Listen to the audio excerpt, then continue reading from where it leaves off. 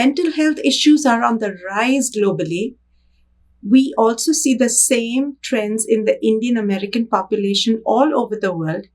Believe it or not, Indian Americans, just like the other Indians back home in India, have about 36% rate of depression alongside anxiety, and it does not seem to be getting the treatment it should be getting, leading to a lot of suicides, a lot of hiding, and the stigma prevents people from talking to each other, making them isolated folks.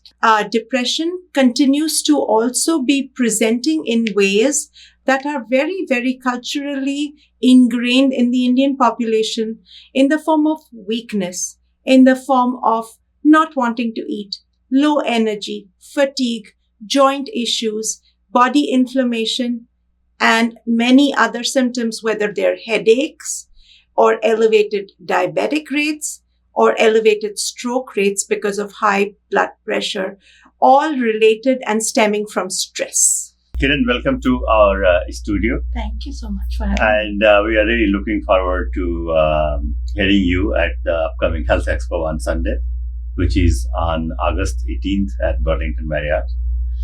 And if you can talk a little bit about the depression, the mental health issues, how it is affecting the Indian American community in general, because we have seen some cases, really dramatic cases here in Greater Boston itself. Wonderful question. I have to definitely say the global community has had an uptick in the numbers of depression and anxiety, and we are seeing the same play out in the Indian American population. Depression is on the rise, and so is anxiety. They seem to be going hand in hand. But what is alarming is the numbers of people who are suffering are definitely not seeking out help in the same numbers. What we are then seeing is people withdrawing from their small social circles. They're also withdrawing from their own families. They are stopping working. They are taking to self-medicating either with alcohol or with drugs, or they are really going too far by ending their life. Indian Americans, and for that matter, the Indian community at large, thinks of mental health as an issue. It's a stigma because any mental health difficulty is a reflection of poor character, weakness, and that they should be able to stand back up if they've had a fall. So there is shame in speaking out about it. People with mental health issues also believe society will look down upon them. They will also be considered criminals in the minds of many others who are not having mental health issues. What about depression and mental issues among children? Depression has been rising in children, particularly more noticeable since social media came into existence. Socializing has become a commodity where people only socialize on platforms like Instagram, Snapchat, Facebook, etc.